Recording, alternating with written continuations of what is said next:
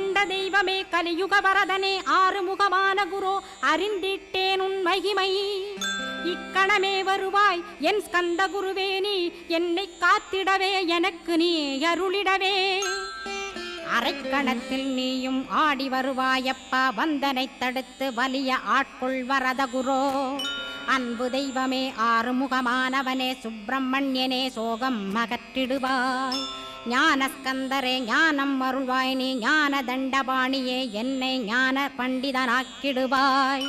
அகந்தையலாம் அழித்து அன்பினை ஊட்டிடுவாய் அன்புமயமாக்கி ஆட்கொள்ளுவையப்பா